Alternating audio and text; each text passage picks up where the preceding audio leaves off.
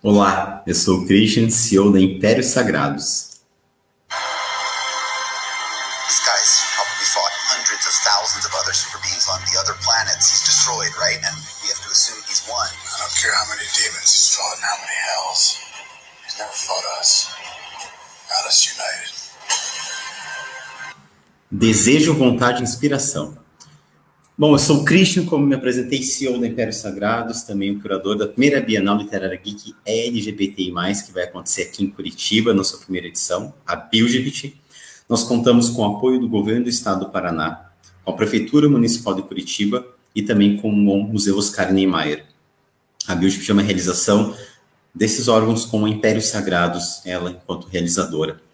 A BILGBT acontecerá em 2021 de forma física no Museu Oscar Niemeyer e agora em outubro no evento online nós teremos então um evento aí, pré-evento chamado pela comissão organizadora. Hoje na live o tema é Desejo, Vontade e Inspiração, falando um pouco mais de literatura. Nós teremos duas pessoas incríveis com nós, o Arthur Cury e o Tom Araguchi. Mas antes de chamar, eu gostaria de agradecer ao Governo do Estado do Paraná, Prefeitura Municipal de Curitiba, Museu Oscar Niemeyer, aos integrantes, mais de 50 estandistas, pessoal da Feira Gastronômica, de uma forma carinhosa aos conferencistas que estarão conosco, ao Felipe Machado, Fernando Arzão e a Cristiane dos podcasts, também o pessoal da Light of Legions, que vai estar com a gente no Campeonato das Eras. Por fim, a comissão organizadora da BILGBT. Jéssica, João, Gabriel, Monique, Camila, o Doca, Tatiane, o Matheus, o pessoal da Light of Legions de novo, 2 vezes é bom para confirmar, o Didi, o Felipe, ao executivo da Bienal, né, o Diego, o Ellison. E agora, para a gente começar a falar um pouquinho aí, para a gente poder dialogar com esse pessoal que está esperando a gente, eu gostaria de perguntar para vocês como vocês estão. Como tem passado nesses dias aí, nesses meses de pandemia. A Império Sagrado está aqui para conversar com vocês, para dizer, gente, olha, vai ficar tudo bem. Vai sim, a gente vai fazer com que fique. Aproveitem esse momento. Então, hoje nós teremos também sorteios. O Arthur Cury é escritor, compositor, pai da cachorrinha Lilo. Ele está trabalhando em seu primeiro romance sobrenatural e um projeto conceitual de poesia. Seu objetivo é oferecer um abraço amigo através das palavras. Tom Araguchi, escritor e engenheiro, entusiasta por meditação e yoga. Através de sua obra, explora uma reflexão sobre a evolução e autoconhecimento através dos desafios da vida. Também é o autor do livro A Caverna, a Pedra Fundamental. E eu, Christian Abreu de Quevedo, curador da BILGBT, CEO da IS, escritor e jogador de RPG, que é o que mais importa há quase 25 anos. Não falte hoje para nós diálogo, pluralidade e o protagonismo de todos nós juntos. Agora, sem mais delongas, eu gostaria de chamar, então, em primeiro lugar, por ordem alfabética, ao inverso da raiz ao quadrado. Olá, Tom. Oi. Isso é uma surpresa. Primeira vez que a ordem alfabética e eu com T aparece Exato. primeiro. Porque é raiz ao quadrado ao contrário vezes 2, né? Então, olha aí, ó. Olá, Arthur. Olá, boa noite a todos, tudo bem? Boa noite. Hoje na live, então, a gente vai falar sobre desejo, vontade e inspiração. O texto de curadoria de hoje foi o texto Jung de Paulo B. Preciado, que investiga os processos de construção e desconstrução da nossa subjetividade. Seria a literatura, em suas diversas formas e expressões, uma experiência capaz de construir e desconstruir subjetividades? Por exemplo, Paulo Preciado, nas oficinas de Drag King, a qual o autor participa, causam nela, no caso, eu gosto desse jogo de palavras, um misto de curiosidade voraz e confusão. Isso eu estou citando Paulo Preciado. Cito novamente, é um exercício de mutação em aberto. Será a literatura também capaz de modificar, por meio do desejo, vontade e inspiração, a nossa subjetividade? Desejo, vontade e inspiração são capazes de mudar quem somos por meio da literatura, dito de outra forma? Romance, poesia, conto? E eu gostaria de dirigir essa palavra já a vocês, E também perguntar qual é a trajetória de vida de vocês na literatura em suas diversas formas. Começando pela ordem inversa, agora do Arthur. Tá comigo agora? Então, vamos lá. Como que a literatura surgiu, então, assim, na minha vida? Eu tive um contato maior, assim, com a literatura através da faculdade. Foi quando eu realmente decidi mergulhar nesse mundo. Antes disso, eu já gostava de ler, mas a faculdade foi realmente, assim, uma porta aberta para mim. E com relação à escrita, eu comecei a escrever como uma forma de desabafo, né? Só eu e o papel ali. E conforme eu fui amadurecendo essa ideia, eu falei, não, quer saber, eu vou publicar alguma coisa, algum texto meu, porque outras pessoas podem estar passando por isso, então acho que nada melhor do que a gente se sentir abraçado e não se sentir sozinho no momento de dificuldade. Foi assim que eu comecei a escrever poesia, e foi assim que eu tive coragem, porque se expor, né? Quando você escreve, você publica um texto seu, você está se expondo muito, mas eu pensei no benefício que isso poderia trazer para mim e para outras pessoas, então daí que surgiu a primeira publicação. Tom? Bem, eu, durante a infância, meu contato foi, assim, através de Sítio do Pica-Pau Amarelo, mais livros da escola, tirando o Sítio do Pica-Pau Amarelo, que aqui eu tinha, aquela coleção em capa dura, com todas as histórias, de Pedrinho, Narizinho, aí minha irmã, minha mãe liam para mim, mas isso bem pequeno. Mas o momento que eu me apaixonei mesmo pela leitura foi, como muitos da minha geração, e não só da minha, mas de outras gerações também, foi com Harry Potter. E aí já era. Aí eu mergulhei de cabeça, aí dali foi para coisas mais pesadas na literatura, né? E aí eu nunca abandonei, embora admita que no período da faculdade, que eu sou engenheiro, o foco era quase que praticamente cálculo diferencial integral, física. Então, nesse momento, eu diminui um pouco a leitura, mas também foi um momento que eu escrevi, consegui finalizar um livro, né, porque na minha adolescência, lá para os 15 anos, eu já tentava escrever alguma coisa, sempre fui muito inspirado por isso, por esses universos que a leitura nos permite, né? Mas na faculdade de engenharia que eu consegui finalizar o meu livro, que aí eu publiquei, né? E na época com outro título, essa mesma história, só que com outro título, em outra editora, e depois eu acabei fazendo pós-graduação em roteiro de cinema, que para mim cinema sempre foi uma paixão violenta, assim, que, aliás, para eu escrever, eu digo que a maior influência não foi nem a literatura em si, mas o cinema, que me influenciou para, né, colocar a mão na massa. E busquei como uma forma de aprimorar a escrita, mas também foi uma forma de autoconhecimento que eu sou muito grato ao roteiro, a tudo que me proporcionou também. E agora, né, recentemente eu publiquei A Caverna e a Pedra Fundamental, pela editora Madres. Então, esse é o resumo, assim, dessa trajetória. E, Arthur, você acha que a literatura tem o poder de modificar quem a gente é, a nossa subjetividade? Acha que essa modificação também perpassa o nosso desejo, nossa vontade, e é capaz de nos dar inspiração? E faço a mesma pergunta para o Tom depois. Então, eu acredito sim nessa mudança através da literatura. E eu acredito também, na verdade, que as coisas acontecem de forma simultânea.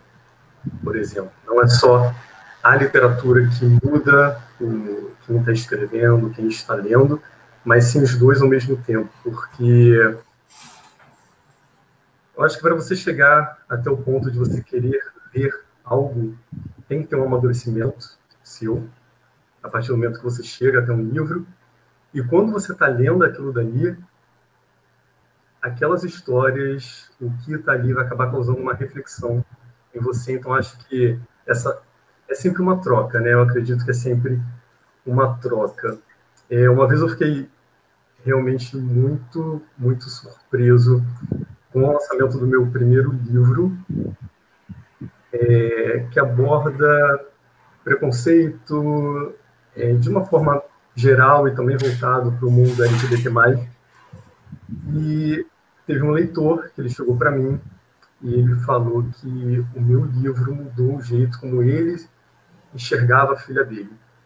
E que os dois conseguiram se entender melhor, porque depois que ele leu o meu livro, ele conseguiu sentir um pouco dessa dor do preconceito, dessa exclusão, e ele se colocou no lugar da filha dele. Isso, para mim, assim, eu fico até arrepiado quando eu lembro, porque eu não imaginei que uma palavra minha, uma parte da minha vida, fosse conseguir atingir uma pessoa nesse nível. Então, assim, sim, eu acredito totalmente que a literatura é capaz de mudar, de melhorar, de causar reflexão, emoções e tudo que é de mais positivo na face da Terra. Legal, legal. Tom? Sim, com certeza. É engraçado que a literatura, de todas as formas, promove quebras de paradigmas bem intensas com a gente, né? E escrever, em especial, promove transformação de vários níveis. Até recentemente, eu tenho que citar isso porque é uma pessoa através da qual eu conheci o Christian. Recentemente eu participei de uma mesa redonda com a Malu Nóbrega, que é psicoterapeuta, e a gente, né, o tema era escrita também, escrita como autoconhecimento. E, para mim, sempre foi muito claro, muito antes de saber que era até utilizado como ferramentas de autoconhecimento, ferramentas terapêuticas, né? Porque quando eu escrevia, e eu escrevia por prazer, escrevia porque achava legal, queria, né, escrever algo que passava na minha cabeça, histórias fantásticas, as primeiras eram fantásticas. Não tinha nenhuma ideia de autoconhecimento ou de me analisar, ou nada disso. Mas o que aconteceu foi que, ainda mais que eu escrevi esse livro que eu publiquei em um momento de faculdade, uma série de pesos que a gente tem, né? Todo mundo passa por essas expectativas, esses medos, esses pesos absurdos que nem são tão grandes assim, mas a gente aumenta.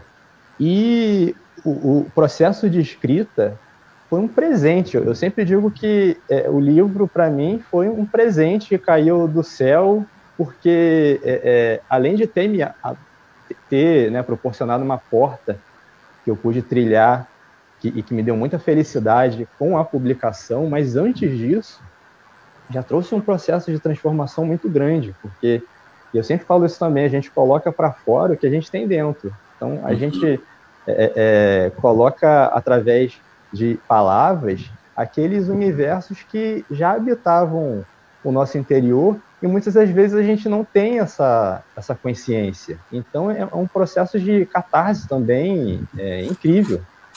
Para mim, foi um processo de transformação grande, e eu digo que, pela minha sensação, pela emoção de ter isso, foi tirar vários pesos, não só daquelas expectativas que eu comentei, mas pesos de crenças, pesos de modelos de pensamentos. O escritor, no momento que ele está colocando a mão no papel, eu acho que ele se desconstrói também, né? Porque é uma coisa meio revolucionária para si mesmo. Por isso que quando as pessoas falam, eu gostaria de escrever, não perca tempo, escreva, por mais que isso, que depois você não queira publicar, porque também é um outro desafio, né? Um desafio gigante, aliás, mas por si só, escrever no papel um diário. O diário já está bom, é uma prática fantástica, mas já tem transformação. É a minha visão.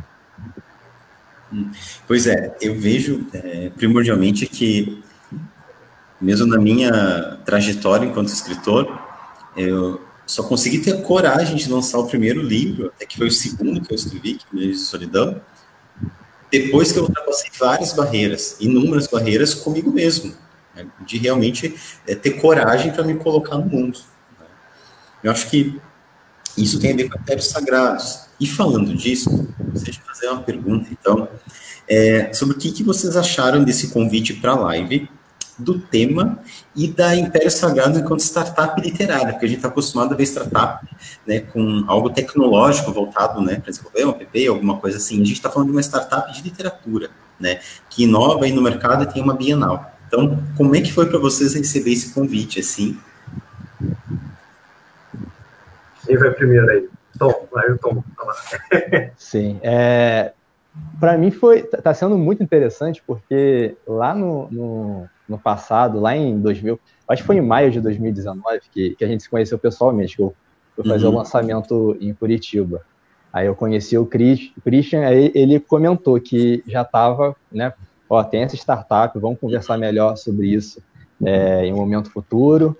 E a startup literária, naquele momento eu já fiquei bem feliz com isso, porque realmente é muito difícil você encontrar startup literária. Inclusive eu recentemente trabalhei em uma startup, mas com uma linha totalmente diferente, e é um mundo, o mercado editorial já é um mundo repleto de desafios gigantes, né? E a startup por si só já vem com aquela missão de quebrar, de derrubar, nem abrir portas, mas quebrar muros, né? Quebrar muros, muralhas e montanhas, então, de forma rápida, né? Então, quando você falou que já ia ter uma Bienal e já seria agora, né? Poxa, é amanhã, 2021 é amanhã, mas eu vi que realmente o propósito está sendo muito bem executado e com essa sua visão empreendedora e de toda a equipe, claro, está sendo muito bem conduzido. Mas a surpresa não é só pelo sucesso que está acontecendo, mas pela ideia que é, né, levantar essas pautas que representam uma cultura que são gigantes, uma, não, duas, três, várias culturas que são gigantes aqui no Brasil, e para mim faz muito do meu universo, que é o universo geek, por exemplo. Eu já joguei muito RPG, mas às vezes não recebe tanta atenção devida, mesmo tendo, né, um público gigante. Então, poxa, é uma oportunidade que eu só tenho a agradecer também de estar nesse espaço aqui, tendo essa conversa maravilhosa com vocês. E o que eu puder ajudar para tornar isso um sucesso, para mim já é um sucesso, mas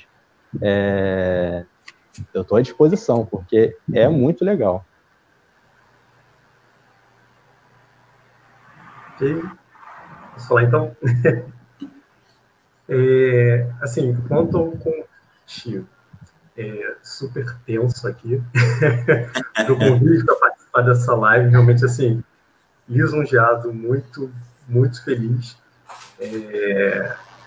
Quanto ao tema e a Startup Yes, eu acho assim, o tema super importante a gente falar de literatura, falar sobre todo esse tabu que envolve o desejo, que envolve o ser humano como ele realmente onde a gente acaba vendo muitas vezes que falta o respeito, entender o próximo. Então, acho que falar sobre isso é de extrema importância. Sobre a IES, eu consigo pensar em duas coisas. Primeiro, a questão da coragem. É realmente você tirar uma ideia e você realmente fazer isso funcionar, você lutar por isso. E eu acho incrível também essa questão, que nem o Tom abordou, das barreiras, porque você tem vários mundos ali da tecnologia, o mundo geek, LGBT+, você tem a literatura, e às vezes você pensa que não dá para você juntar isso tudo, que cada um tem que ficar no seu quadrado, ali no seu cantinho. Então, eu achei assim, uma iniciativa maravilhosa, quebrar essas barreiras e mostrar que, juntando forças, todo mundo sai ganhando, né? Que a gente não tem que se excluir. Sim. A gente tem que unir esses mundos a favor de todo mundo, a favor do conhecimento, junto com a diversão, e aí você traz o respeito, assim, eu acho, e o conhecimento. Eu acho que o conhecimento também é a chave, assim, para tudo, conhecimento. Então, acho incrível essa iniciativa. Eu vejo que É importante a gente falar, porque às vezes as pessoas não têm noção do que e de quem, no meu caso, eu estou representando, né? Quando você consegue colocar os órgãos públicos, privados e a população para dialogar, nenhum evento, o qual a própria... São 3 temas que eu falo que são temas desacreditados, ainda mais em certo panorama que nós vivemos. A literatura, estão querendo taxar livro, tipo, sem cabimento em relação a isso. A população LGBT+, no Brasil é um dos países que mais mata LGBTIs, não é? E quem é geek / nerd ainda às vezes sofre bullying. Então a gente está falando de algo, de alguma forma ou de outra, desacreditado no sentido de corpo mesmo, no sentido de pessoa e às vezes de preconceito, né? Então a gente tem lá, né, olha lá, o pessoal usando óculos 4 olhos, né, olha o nerdzinho. Então surge tudo isso. No momento que tem uma Bienal que está tratando desses temas, né, e que está fazendo com que nós tenhamos mais representatividade, isso na literatura, no mundo geek e a população LGBTI, são 3 temas e não um só. E eu acho que é uma das coisas mais bacanas que a gente tem, né? E no texto do Pobre Preciado, nos fala de uma nova vivência dos corpos, desejos e vontades. Como relacionar esse tema com o que escrevemos, né? De que forma fazer esse entrosamento de corpos, desejos e vontades com aquilo que a gente escreve. O Arthur deu uma travadinha para nós aqui. Tom? Sim. Bem, eu acho que é um assunto que é integral, né? Não tem como separar totalmente esse poder criativo que a gente tem. Embora nós, nesse universo de catalogar, de denominar, de tentar explicar os fenômenos, a gente separe, mas é um impulso só.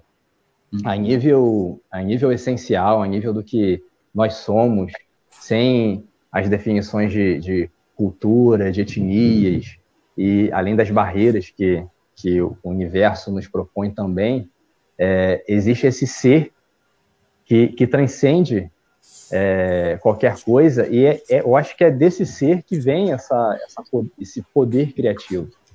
Então, é esse ser que nos anima, que nos mantém vivo, e o que gera vida. Então, a gente está falando também da energia sexual. Mas antes disso tudo, é essa energia interior que, né, novamente, muitos podem chamar de vários nomes, alguns até de magia, né?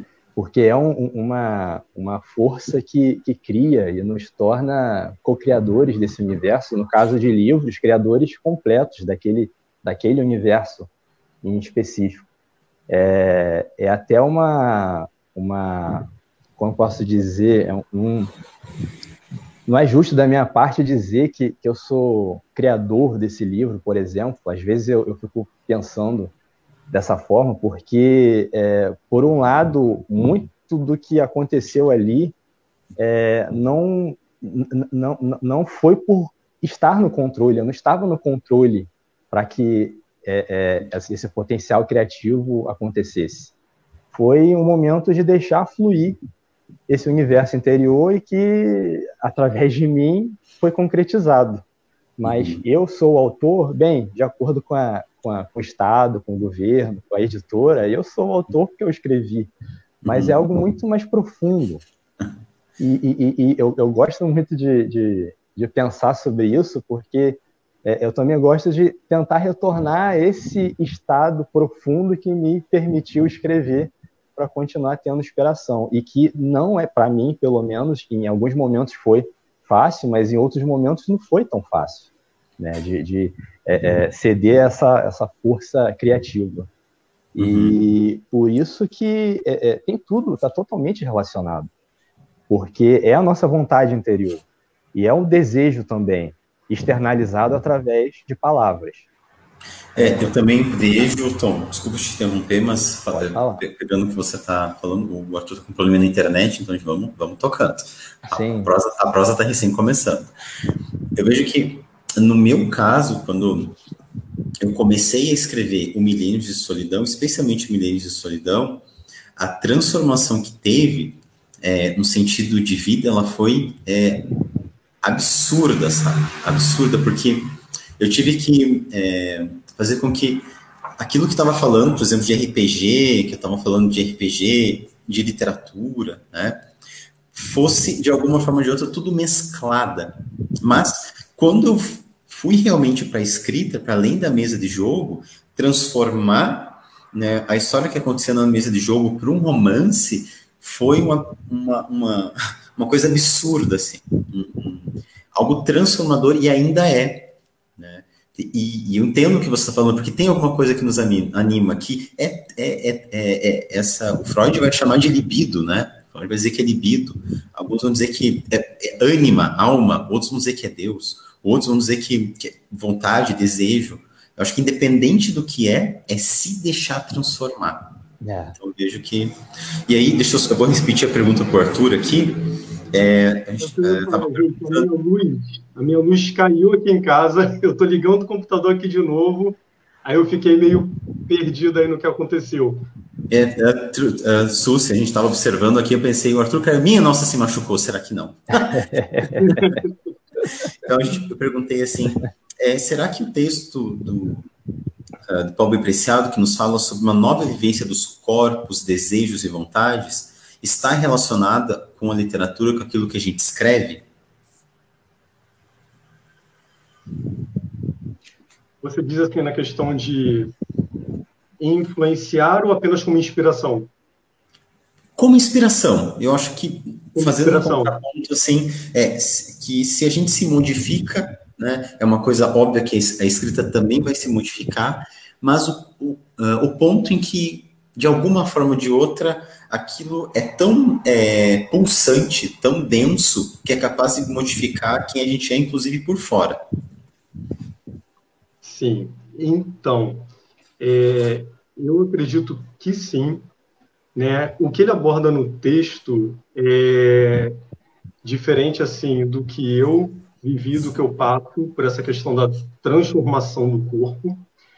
Porém, quando eu me dei conta, assim, de que eu era gay, isso foi já um baque para mim. Foi aí que eu comecei a escrever, justamente para poder desabafar, para poder me entender melhor, porque cada vez que eu escrevo, eu estou organizando os meus pensamentos. Uhum. E a partir daí, eu comecei, por conta de preconceito, certas situações, eu comecei a sentir essa necessidade de colocar ali no papel, ali de falar através da literatura, através das palavras, da poesia, o que eu estava sentindo, o que eu estava pensando. Eu comecei a enxergar, cada vez que eu ia amadurecendo, eu enxergava cada vez mais a necessidade de falar sobre isso. Uhum. Porque o corpo, o desejo, quem você é um tabu, né? Muitas vezes a gente não consegue ser 100% quem a gente é, porque vem aquele medo do que o outro vai falar, dos dedos que vão apontar. E antigamente eu me sentia, falando bem honestamente aqui, mal por não ir numa parada LGBT, mas aí eu ficava assim, caramba, eu me sentia mal por não ir e sentir que eu não estava lutando por aquilo, mas ao mesmo tempo, às vezes cada um tem as suas questões, um local de muita gente, muito aberto, não gosta de ir. E eu ficava assim, caramba, como é que eu vou fazer? Eu preciso, levantar essa bandeira. Eu senti essa necessidade. E através da literatura, eu vi que eu conseguia levantar essa bandeira da minha forma, que cada um tem o seu jeito de se expressar, né? Que você não é obrigado a seguir um padrão. Até mesmo dentro do mundo LGBT existe preconceito também, porque eu acho muito que o preconceito está dentro do ser humano, né? Em julgar o próximo. Então, eu enxergo sim que a literatura ela consegue quebrar, diminuir esses tabus que a gente encontra na sociedade através da nossa verdade de quem a gente é. Eu vejo que, acho que toda essa, por exemplo, Impérios Sagrados, ela não somos ativistas, não é uma empresa ativista, né? Nosso foco é a literatura, em suas várias vertentes, de uma forma um pouco mais específicas, o RPG, o mundo geek, etc. Mas nós somos autodeclaradamente queers, tanto que vai sair o primeiro curso aí, Cultura Queer, do pessoal business, está para sair, um pessoal muito bacana que vai dar o curso. O meu mestrado em teoria literária foi voltado para a Judith Butler, né, sobre a teoria queer, análise do livro Bom Crioulo, Adolfo Caminha. Eu fiz 2 dissertações, porque a pessoa não para, né? Então eu fiz 2. Um ano eu fiz uma, não vai dar, então vou fazer outra, fiz outra, né? Primeiro ano eu fiz sobre a literatura e o RPG, a arte como jogo de ficção, em forma de romance, que está na Amazon. Está na Amazon. Dito isso, eu queria... Aqui tá a pauta, né? Não tem mais, só tem uma anotação aqui atrás. Aqui acabou a pauta. Diz assim, agora é vez de vocês. O que vocês gostariam de saber e comentar? Acabou a pauta, não quero saber de pauta nenhuma mais. Acabou a pauta, não quero saber de pauta. Da minha pessoa. Que aí a gente vai começar a conversar. Agora vai ser um bate-bola legal. Então, vocês podem fazer perguntas para mim. Eu peço um segundinho, porque eu consegui ligar o meu computador, então vou sair do celular e vou passar para o computador. O Tom sustenta aqui, vai lá, Tom, vai lá. Sim, sim. Não, para também ter a contrapartida e saber do seu ponto, da sua experiência, como que surgiu, como que foi esse processo de transformação através da literatura. Você disse que foi um desafio, e eu imagino realmente o desafio gigante de conciliar o jogo e transformar no romance, mas qual foi essa vontade, esse desejo, essa inspiração que te fez virar a página e querer fazer isso? Porque você tinha ali, eu acredito que ainda mais um RPG, um universo gigante, né, e não sei quantos anos, depois você fala quantos anos foi, mas o RPG tende a durar bastante. Então, é um desafio gigante. O que te moveu? Bom, nossa, que pergunta. Nossa, atingiu assim, ó.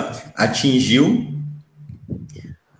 o meu corpo, deve ter passado pelo meu corpo, se tem uma alma, passou na alma, né? Agora a pergunta. Uma boa pergunta. Bom, eu não consigo, na minha vida, fazer as coisas por fazer. Tudo que eu faço, tudo que eu sempre fiz, é com paixão, com tesão, com vontade. Em todos os campos. Todos os campos. Os campos afetivos, o campo amoroso, trabalho. Então, tudo que eu faço é muito, muito, muito, muito, sempre muito, como diz o pessoal espanhol, muito caliente, sabe? Com desejo, com vontade. Eu sempre gosto de falar que eu preciso estar inebriado e estar sempre transbordando de tudo que eu faço. Então, o pessoal na IES, especificamente, que é um trato diário, com o pessoal fala que em nenhum momento eu estou desanimado, em nenhum momento eu estou para baixo. Claro, tem minhas dúvidas, questões, mas você não consegue me pegar de mau humor de manhã cedo. Você já postei até uma foto. Não consigo lidar com o mundo às 9 horas da madrugada, né? 9 da madrugada não dá, gente. 10 da madrugada muito menos. Depois do meio-dia, talvez, né? Então, mas assim, não quer dizer que eu esteja grosseiro com as pessoas. Não, eu estou de mau humor, diferente, são coisas distintas. Né? E isso, quando eu olho para quem eu sou, essa coisa de paixão, de estar apaixonado, intensidade, vai para o romance. Quando eu me permitir ser intenso e verdadeiro comigo mesmo, em todos os pontos da minha vida, a primeira publicação, que é Um Milênio de Solidão, né, aconteceu. Porque se é um livro que tem intensidade, e se é um livro que representa a Impérios Sagrados enquanto empresa, enquanto marca, enquanto mesa de jogo, é Um Milênio de Solidão. Porque ali a gente encontra o Andros e o Jeremy num estado bruto de uma relação assim que não importam, no caso do livro, deixando bem claro aqui, no caso do Jeremy, enquanto personagem, os genocídios, os assassinatos, não é? As matanças. Nem no caso do Andros, né? O Andros é o esposo do Jeremy, corrupto. O Andros é um corrupto. Não importa nada disso. O que importa é a paixão de ambos. É a intensidade que está ali, que é absurda. É absurda. Que revela as mesas de jogo, porque todas as personagens do livro são jogadores. Todos. Então, no caso de Jeremy, minha personagem, Five Scott II, o personagem do Vini, que joga com este personagem há 25 anos vai fazer, né? A Dai Hadarzin, que é a personagem da Carol, que hoje é a chefe de editoração comercial da IS. Então são personagens, mas eu só consegui me soltar para escrever quando eu admiti que eu sou intenso em tudo que eu faço. E quando eu não sou intenso, não sou eu. Aí eu não consigo permanecer, seja em relações, seja em, enfim, né? E isso passou para a Bienal. E como que você mantém a Bienal para ter acontecido agora em julho, né? Em julho desse ano? Como que você mantém 50 estandistas, 12 de feira gastronômica, né? 8 a 12 conferencistas, 25 jurados, todos ali, fiéis na Bienal no sentido de presentes, porque tem intensidade e tem paixão, que é o que não me falta, né? Dito isto, gostaria de fazer um convite público aqui. O Tom já é um dos nossos jurados, né? Eu gostaria de convidar o Arthur para passar para a comissão organizadora da Bienal no momento que ele tiver vontade. Basta dar um sim e aceitar o convite. Olha a responsabilidade aí, hein? Basta ele dizer sim. Então o convite está feito. O convite está feito. Agora, não sei se respondi, Tom, deixa para o Arthur. Eu queria só fazer um comentário, porque eu não sei se o tema vai voltar para algo semelhante e de repente vai se perder. Mas você falou de quando você entendeu que vive essa intensidade, não só vive, essa intensidade. E eu reflito muito sobre como as pessoas, no geral, né, na sociedade que a gente vive, e a grande maioria não se deixa viver aquilo que as move por medo, por questões alheias, questionamentos alheios, também questões, mas principalmente por medo de não conseguir lidar com o desafio, porque é muito desafiador, é muito difícil, né? A gente tem mais barreiras e mais forças para nos colocar naquelas caixinhas previamente selecionadas e marcadas, inclusive o texto selecionado para iniciar a discussão fala muito sobre isso, né? E eu acho que a nível interior, essencial, onde você se une com aquilo que você é, e parece que é redundante, mas são coisas diferentes, e eu acho que perceber a diferença também é o pontapé para tentar se encontrar, mas nesse nível, todo mundo poderia viver essa intensidade. E é engraçado que hoje a gente vê alguns que pensam um pouco diferente e se propõem a quebrar essas barreiras e conquistar o que é seu e conquistar um espaço, a luz ao sol. Mas essa luz já habita em todos nós, né? Isso é ao mesmo tempo um desperdício de energia, né? Porque as pessoas dedicam essa energia em fazer aquilo que sempre foi feito há milhares de anos por todas as pessoas e não fazem um novo, e não criam um novo. Eu acho que agora, nesse momento de humanidade que a gente está vivendo, a gente precisa desse novo, não só a nível uma pessoa, mas a nível coletivo. Então, isso é muito poderoso, é uma mensagem que eu acho que é imprescindível para os dias de hoje. Deixa o Arthur fazer a pergunta para mim. Agora vamos ver o que o Arthur vai perguntar. Tá. A minha pergunta, primeiro, acho que é até para o Tom. Qual foi a pergunta que ele fez? Porque, assim, eu vi que o Cris falou sobre intensidade, paixão, mas eu só fiquei curioso para saber qual foi a pergunta exata.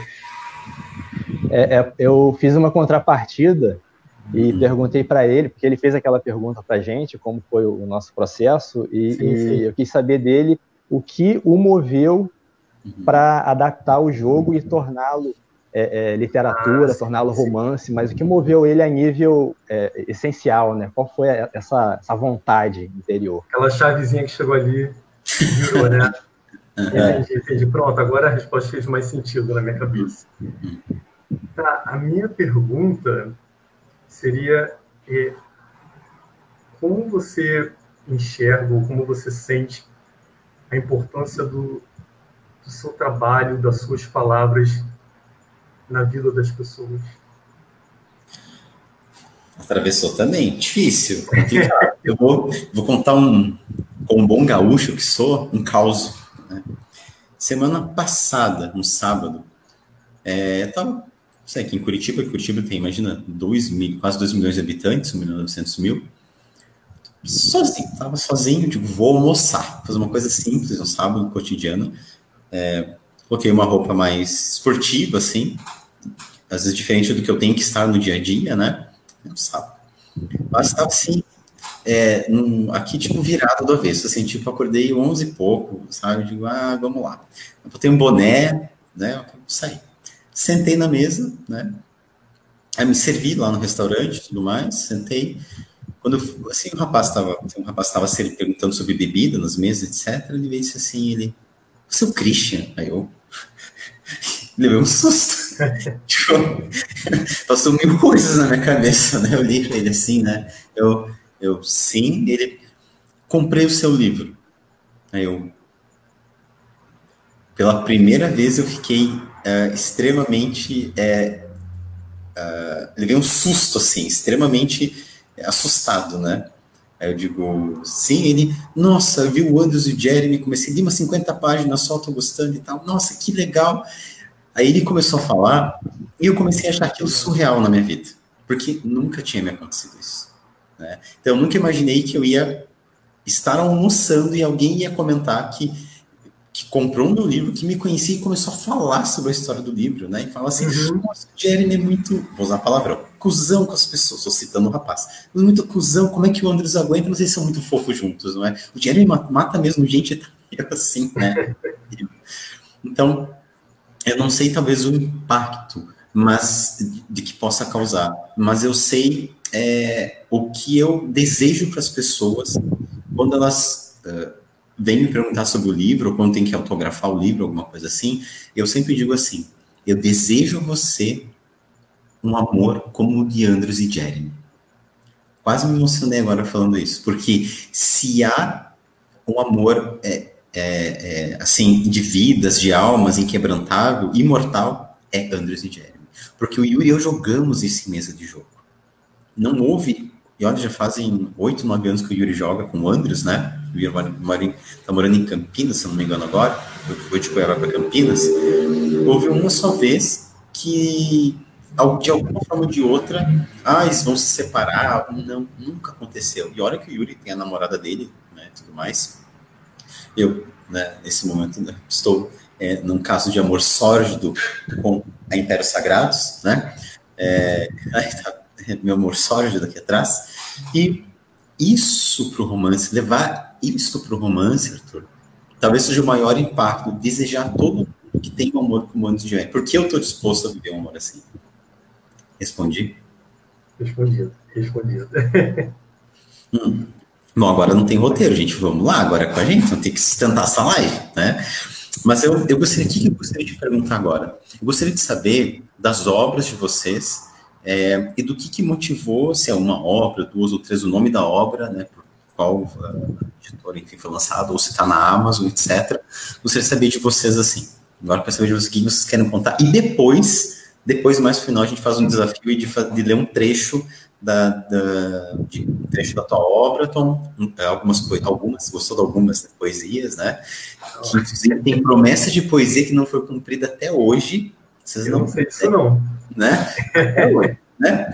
E eu também leio um texto, mas isso mais pro final. E tem o sorteio, né? Para quem tá aí, tem o sorteio. Sim, o sorteio é importante, Pra gente falar dos livros que a gente lançou e tal. Vai lá. Tom, toma conta, Tom.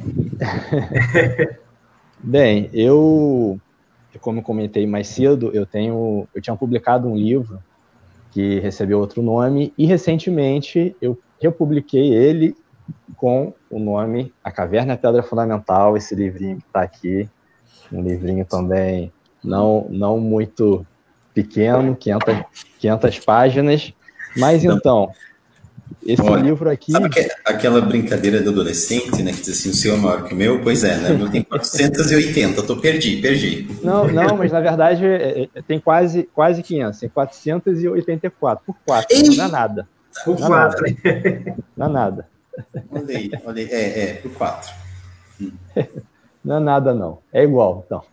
Mas então, na verdade, de história publicada, eu tenho esse livro como ficção e tenho participação em 2 antologias daqui da região dos Lagos, mais de cunho, um trabalho mais discursivo, uma das minhas paixões é mitologia comparativa. Aliás, foi toda a base de leitura que me motivou a escrever também esse livro que se tornou A Caverna e a Pedra Fundamental. Eu amo mitologia, mas não no ponto de vista mitologia grega, mitologia egípcia ou nórdica, geralmente são as principais que a gente vê aqui no Ocidente, né?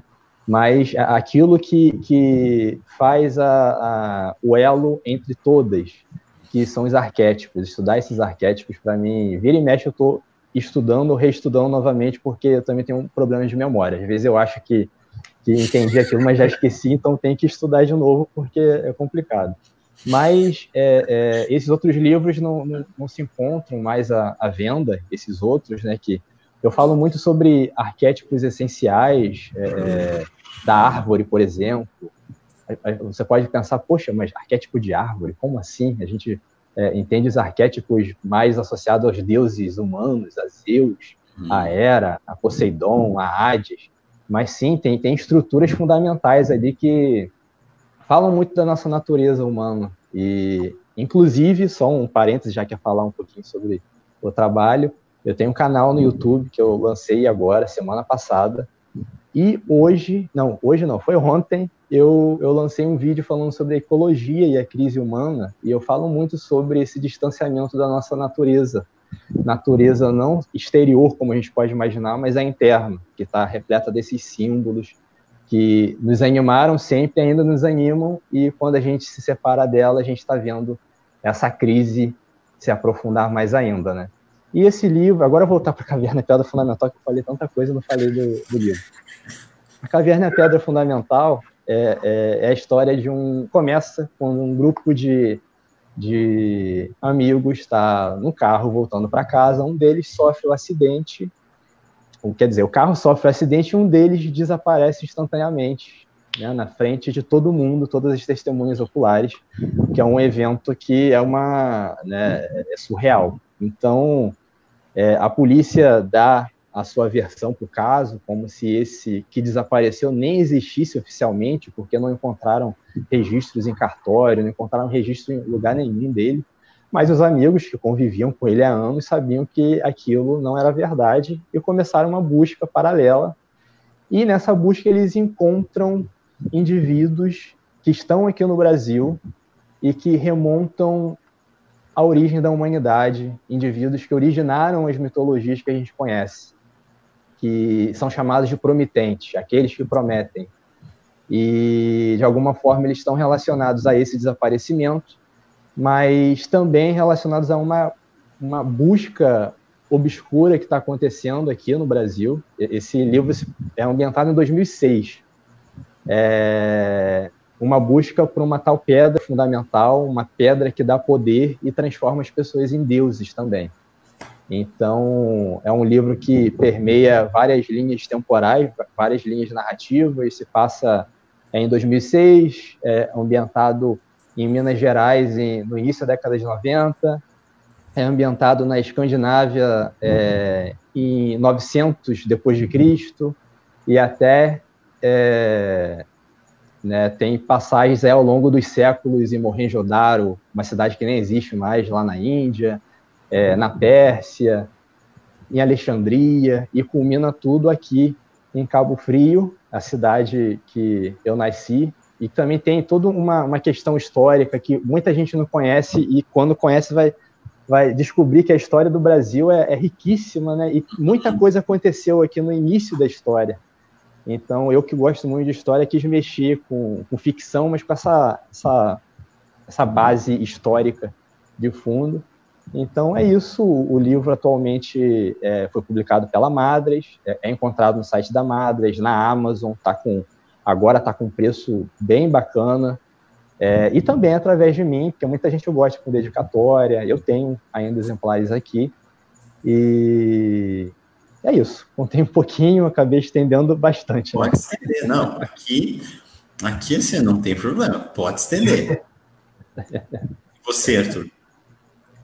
Então, só um ponto sobre o que o Tom falou que eu achei muito interessante, que ele falou dessa questão da história, né, e colocar ali na ficção, que eu já escutei as pessoas falando que ficção, tipo assim, não te leva a lugar nenhum, porque é tudo mentira, não sei o quê. Tipo assim, claro que não, gente, é tudo embutido ali. Toda a realidade está ali dentro da ficção de uma outra forma, mas você consegue contar tudo o que aconteceu, que nem ele falou, com relação ao Brasil, a nossa história, lugares, e toda essa parte do tempo também, de você ir. Assim, isso é muito rico, então, só abrir aspas aqui, porque eu realmente acho isso maravilhoso, essa questão da ficção com a realidade. Mas, então, o meu trabalho, eu tenho 2 livros de poesia que eu lancei de forma independente, né, que estão no meu site. Como que esses 2 livros surgiram? Então, o primeiro eu lancei em 2017, que é o Meu Jardim. Aqui, Meu Jardim. E, assim, essa questão de escrever poesias ali para desabafar, e aí eu comecei a ver que várias poesias eu acabava, assim, utilizando a natureza para poder falar de sentimento. Foi aí que veio o nome Meu Jardim, do primeiro livro. Fiz ele de uma forma, assim, bem independente, então ele é bem simples, o livro. E eu nem sabia que eu ia escrever um livro, isso foi bem curioso. Ali eu falo um pouquinho de preconceito, um pouquinho sobre amor, sobre a vida no geral. E o meu segundo livro veio 1 ano depois, que é o Equilíbrio.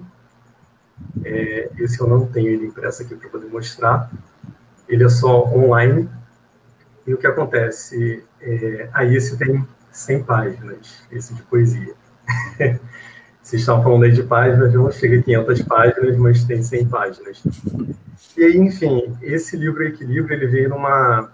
Eu já escrevi ele de forma bem consciente, ele já veio numa fase, assim, onde eu comecei com crises de ansiedade, onde o meu mundo virou, assim, de ponta cabeça, e eu me vi ali um novo Arthur, com uma nova realidade, onde eu não conseguia fazer coisas que eu fazia antigamente. Então, toda essa questão emocional, psicológica, e daí que veio o livro Equilíbrio. Ele é dividido em 3 partes, mente, corpo e alma, porque eu percebi, através dos problemas que eu estava enfrentando, que se não houver equilíbrio na vida, então a vida ela não consegue seguir de uma forma linear, de uma forma tranquila. Então, eu peguei esses 3 pilares, o corpo, a mente e a alma, e fiz poesias sobre isso, todas baseadas no que eu estava vivendo. Então, tudo ali é bem pessoal. Uhum. E depois eu lancei, não lembro quanto tempo depois, a versão deluxe dele, onde eu incluí na parte corpo, quando o corpo fala, justamente pelo tabu de se falar sobre corpo, de se falar sobre sexo, de se falar sobre desejo. E aí é legal a gente dar uma cutucada na sociedade, né? Porque aí é onde a gente faz as pessoas pensarem, justamente, não só da questão do novo, né? Mas está todo mundo ali na sua caixinha, quietinho, bonitinho, só apontando o dedo. Eu falei, não, gente, peraí, vamos parar com isso, né? Então, vamos falar sobre sexo, vamos falar sobre corpo, diferentes tipos de corpos, o corpo magro, tatuado. Se a mulher ela quer raspar a cabeça, ela raspa. Se ela quer deixar o pelo crescer, ela deixa o pelo dela crescer, gente. Cada um cuida da sua vida, cada um tem a sua verdade. E aí eu comecei a abordar muito isso, essa questão do corpo, do desejo, também no meu livro. Tem participação em 2 antologias, né? A antologia Indestrutível, voltada para o público LGBT+, e agora, mês que vem, sai mais uma antologia, Vozes em Versos, que é uma antologia só de poesia, onde eu entro com 3 poesias ali. Então, assim, eu estou nesse mundo da literatura há pouco tempo, né, desde 2017, mas está sendo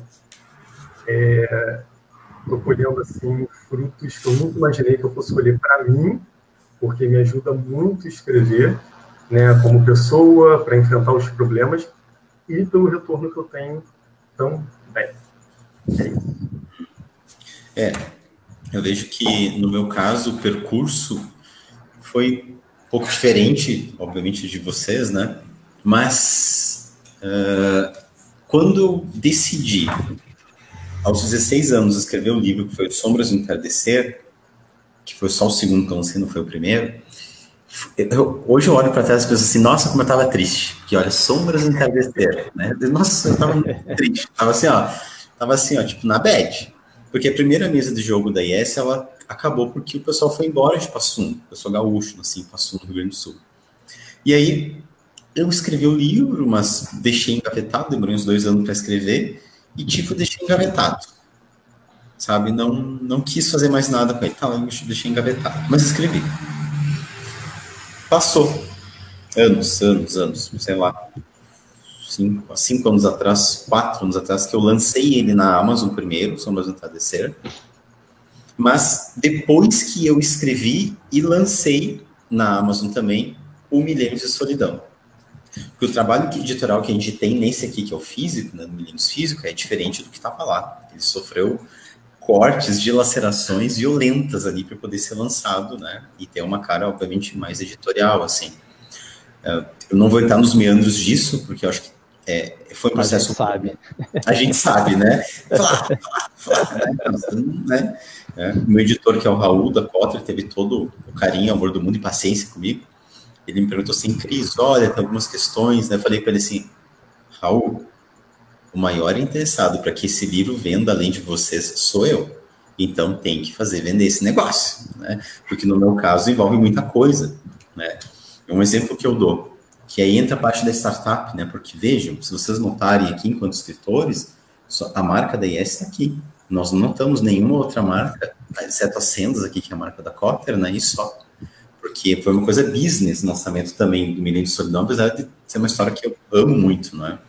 Então, perpassa uma série de coisas, onde eu tenho que cuidar para não tirar minha vontade, meu desejo, meu tesão de escrever, ao mesmo passo que eu preciso elencar toda a marca IS, né? Porque isso tudo é planejamento para que os produtos, serviços e excelências da IS vendam e vão ao mundo, no caso, né? Mas eu fiz uma separação, porque os romances, todos eles estão no meu nome, é do Christian, né? É porque empresa não escreve livro, quem escreve é o autor, né? Sim. E eu cedi, e eu falo que é um movimento bem esquizofrênico, eu cedi os copyrights do CPF para o CNPJ da IS, né? Eu cedi a mim mesmo, que loucura, né? Né? Mas por quê? Porque eu já tive câncer não uma vez só, né? Nossa. Tive mais de uma vez. Então, hoje eu lido com naturalidade sobre o assunto. Então, eu brinco com o Ellison, que tá tudo no nome dele, eu falei, digo, qualquer coisa, tá tudo no teu nome, não quero saber de nada aí. Digo, eu não sei de nada, lavagem de dinheiro, corrupção, digo, com você, não tem nada a ver com isso, digo, tomo aqui, eu já tive câncer, nem sei o que eu fiz, nem sei o que eu assinei aqui. Mas assim, não, né? Mas, porque tudo isso é planejamento no caso da marca IS, né? Porém, essa separação que eu fiz dos romances, no caso para a empresa, alguns me diziam assim, pessoas que eu fico assim, quando você separar o seu hobby quando você tiver o seu hobby com o seu negócio, você vai perder o tesão de fazer. Eu desejo que todas essas pessoas, porque isso é mentira, balela, não existe isso. Só se alguma pessoa não sabe lidar com isso. Ok, no meu caso, em nenhum momento eu perdi a vontade e o tesão de escrever, de publicar. Porque é um alimento para mim, sabe? É uma coisa que está introjetada em mim, isso, né? E o Milênio de Solidão, quando ele foi o segundo que eu escrevi, mas o primeiro que eu lancei, né? Ele é ao mesmo tempo o fim de toda uma era dentro dos jogos da IS, né? E um começo, porque ele encerra os outros 4 livros, né? Que é o Sombras do Entardecer, que vem de uma linha temporal, né? Os Milênios de Solidão, que é de outra linha temporal dentro do jogo, e os outros 2, que é o Clamor Élfico, Contos Imortais, e o Narrativas Interrompidas de Memória, que é escrito em conjunto com a Carol, com o Vini e com o Yuri. Esses 4 pertencem ao que a gente chama de Era de Prata, né? Então, o Milênio de Solidão está dentro da Era de Prata da IS, que vai virar card game, inclusive. E o que vem agora, que é o Primogênito do Sol, que eu acabei, né? E assim, amei. Amém, amém. É um livro assim que eu amei tudo que está lá, Então a Carol, o Enilson e o Eduardo estão dentro da IES. Vai ser o primeiro livro lançado pela Impérios Sagrados enquanto startup, que vai inaugurar toda uma era nova de livros. E eu já estou no 80% do próximo livro do ano que vem, que é a Linhagem da Justiça, que daí é a continuação, primogênito, a linhagem e assim vai. Então é um trabalho que não para, sabe? E eu terminei o primogênito, achei que vou tirar uns meses para descansar aqui, nada. Estou já olhando para a linhagem, dando uma trabalhada, né? Porque é bastante coisa. Eu gostaria de saber de vocês, assim, como é que é o processo de criação de vocês? Olha, pode começar? Pode começar, vai. Para mim, é engraçado que acontece em um momento chave. E, inclusive, é até bom falar sobre isso agora, porque eu falo sem um peso, porque eu fiquei 5 anos, esses últimos 5 anos, sem escrever, sem parar para escrever. Só para ter uma ideia, né, eu falei que eu sou engenheiro, e eu sei que hoje em dia as relações de trabalho no Brasil todas estão bem conturbadas e não é algo restrito à engenharia, mas todo mundo está trabalhando muito, né? Trabalhando bastante e muito no tempo que está trabalhando. E só para ter uma ideia, o último livro que eu escrevi, que é a continuação da Caverna Pedra Fundamental, que não está publicado ainda, eu escrevi durante hora de almoço, todo dia no trabalho, aqueles 45 minutos. Eu almoçava correndo, era até engraçado, porque, né, é o momento que os amigos sentam ali para conversar, ali no almoço e tal. Eu engolia a comida e saía, ia para o escritório e começava a escrever. E era até complicado, porque como eu estava no ambiente de trabalho, as pessoas achavam que eu estava trabalhando, estava ali, né, deixando. Então, é muito curioso, porque para mim sempre foi assim, até quando eu escrevi a história que virou a Caverna de Pedra Fundamental, foi em plena faculdade, com estágio, né, fazendo bico de trabalho, e a própria faculdade que demanda muito tempo. Então, durante esses últimos 5 anos, o tempo sempre foi uma desculpa. Mas antes disso, o tempo nunca foi uma desculpa, porque eu conseguia fazer tempo para escrever. Mas essa questão que é a criatividade, né? Que é você estar exatamente num ponto do seu ser que te permite dar vazão à ideia ou à história. Mas eu acho que ainda algo além disso. E, para mim, eu tenho entendido isso nos últimos dias, porque eu estou escrevendo agora uma história que faltava algumas experiências, faltava algum tipo de conhecimento, vivências, experiências, visões de mundo, para eu estar preparado para escrever essa história. E até eu não sei se tem alguém assistindo que esteja escrevendo um livro, ou que esteja tentando, mas sempre, eu passei por um momento que eu dava muitas palestras, né, em escolas. E sempre, em toda palestra, sempre tem aquele estudante que chega, que assiste a palestra toda com brilho no olhar, aí pergunta, né, dicas, conselhos para escrever. E, para mim, é o seguinte, relaxa, tudo tem o seu tempo certo. Tem um tempo certo, e tem a informação certa, e tem o estado de consciência certo para dar vazão a isso. Então, é muita presunção da nossa parte achar que agora a gente tem, né, que a gente precisa, eu digo presunção, mas eu sempre caio nessa, preciso escrever. Aí fica naquela cobrança que, poxa, de repente, se parar agora, respirar fundo, relaxar, e um momento posterior vai vir algo muito melhor. E é isso que eu estou vivenciando. Eu optei por, nesse tempo, não me forçar, mas agora está fluindo. Eu voltei a escrever e entendendo que tudo tem seu tempo. Então, isso para mim foi, né, de uma riqueza muito grande de entender, mas mesmo entendendo, a gente também começa a se cobrar. Então, como é o processo criativo, eu acho que é ir a esse ponto. Agora, como chegar lá, aí é outra história. Eu, antes do Arthur falar, eu vou dizer uma coisa que eu amo o professor Clóvis de Barros Filho. O meu processo de criativo é assim, senta a porra da bunda na cadeira e escreve, caralho. Esse sou eu. É isso. Eu não sou coach, eu não consigo, né? Então você, Clóvis, eu não tenho mistério. Senta a bunda, porra da cadeira e escreve. Não me enche o saco. Vai escrever, me mostra se tá bom, se não tá, eu vou corrigindo contigo, te ajudo. Mas agora, não vem me encher o saco, qual é o som grande e a inspiração e tal. Não sei, sento e escrevo. Não tem mistério isso.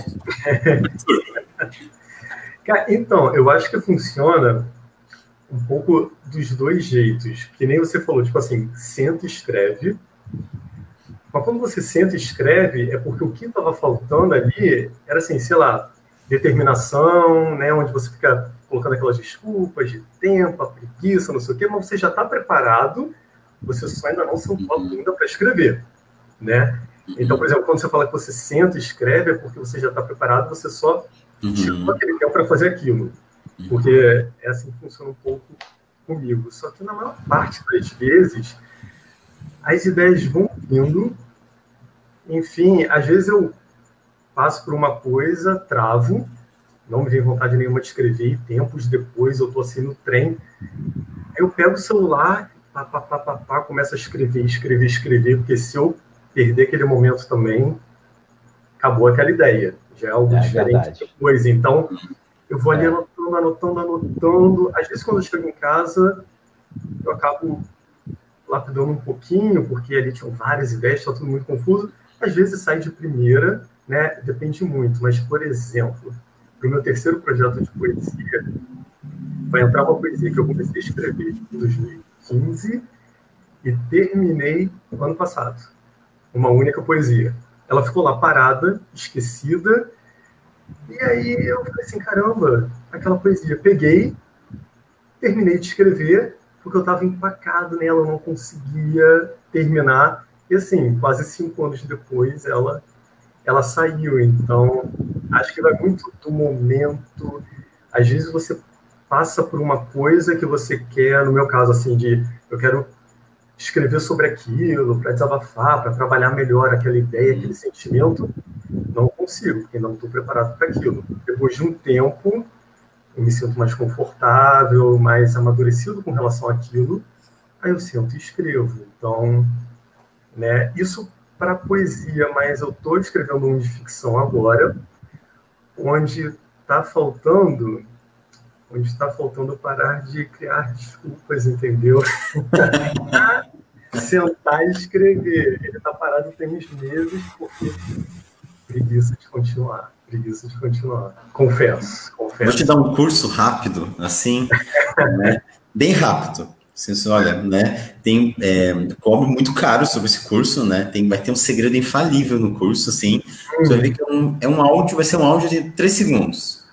Para de enrolar essa porra, escreve caralho. Pronto. Né? Acho que é isso.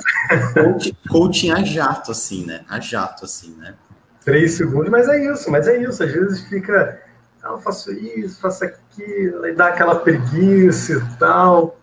Mas assim, eu acho que para mim, uma das maiores dificuldades é ou começar ou voltar para aquilo. Porque assim, quando eu paro para fazer, se não acontecer algo muito grande assim, que eu realmente tenho que parar aquilo dali, eu vou empolgado e eu viro noite, eu vou escrevendo. Mas se acontece alguma coisa, eu preciso parar para eu voltar, aí eu tenho que lutar com a preguiça. Aí eu confesso que... É a inércia, né? Cara, mas é uma coisa que eu concordo com o primo meu, que ele diz que...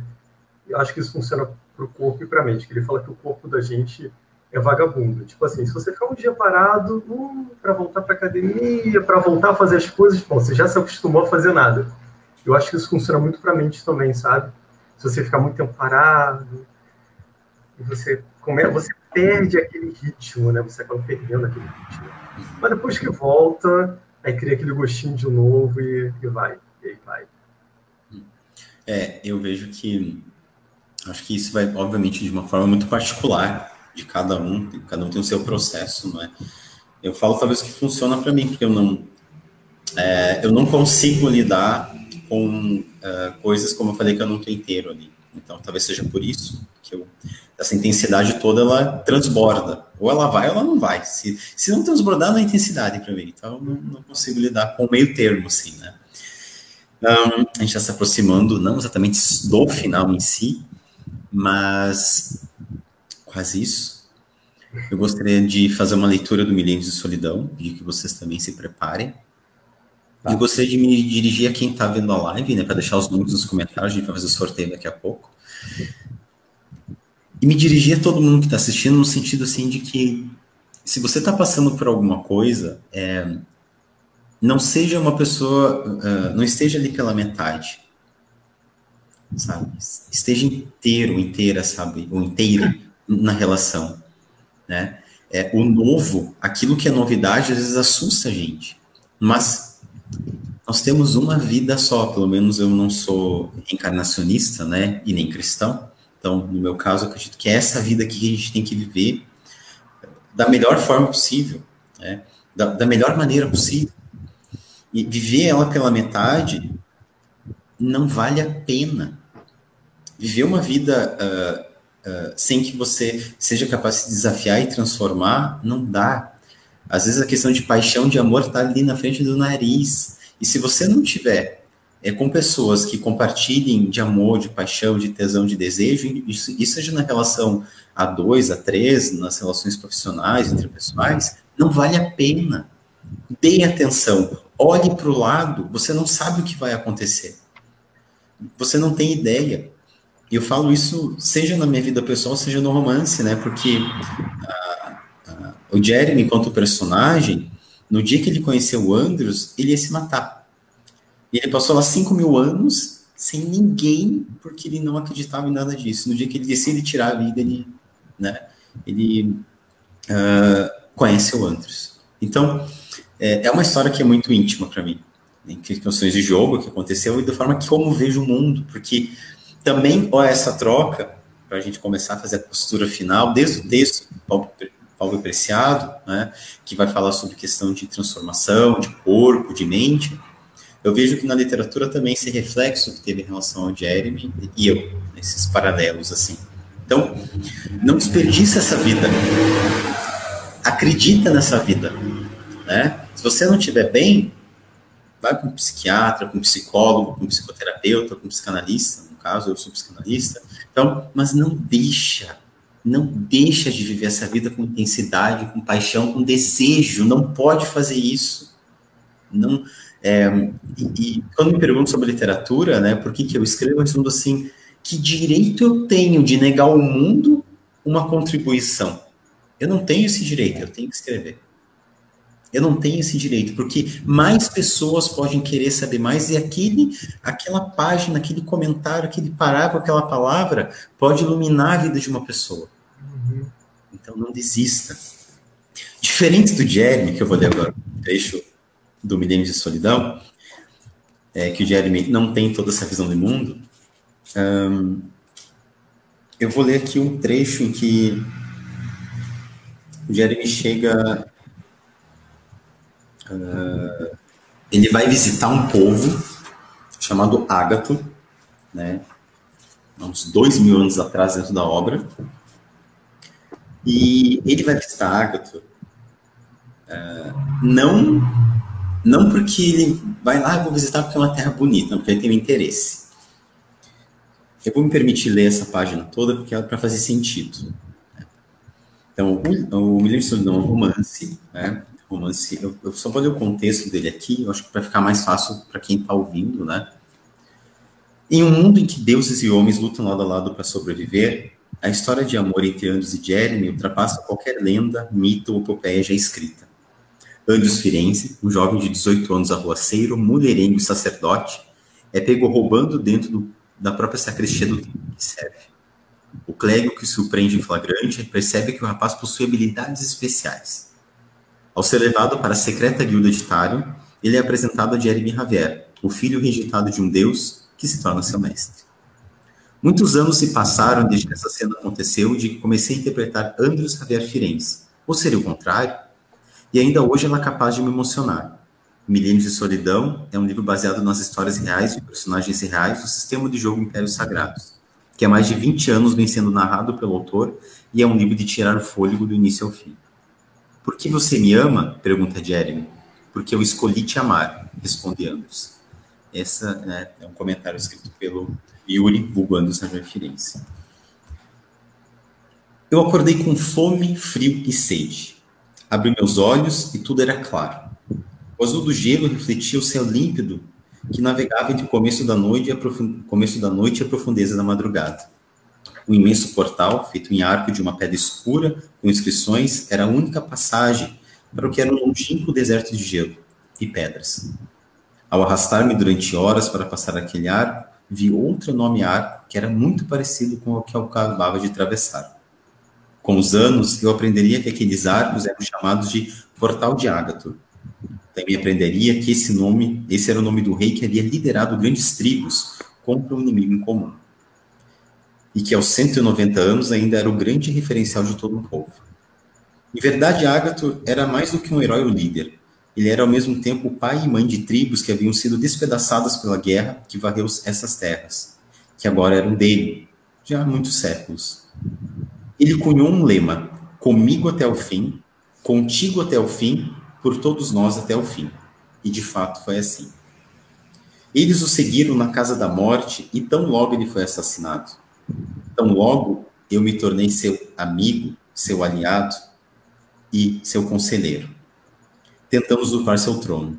Ao tentar corromper uma terra, me apossar do trono e comandar um reino, eu não esqueceria nunca de uma das mais importantes lições de minha vida. Um símbolo, quando nasce, carrega consigo uma força que contém em seu germe da criação e destruição. Ágator foi esse símbolo que arrebatou a todos com a criação e que ao morrer trouxe a destruição. Posso dizer que ele tinha algo de incrível pelas palavras, gestos e olhar. Porém, as trevas em meu coração e a solidão crescente em minha alma me impediram de confiar ou acreditar que esse símbolo poderia ser um sinal de que a esperança de outra vida seria possível. Quando eu matei Ágator, pensando que havia ganho um reino para lutar contra Uth, meu pai, na verdade eu havia perdido mais uma vez tudo pelo qual havia lutado para conquistar. O povo, naquela tarde, tirou a própria vida cometendo suicídio. Tom? Profundo, hein? Profundo, é o que eu ia falar.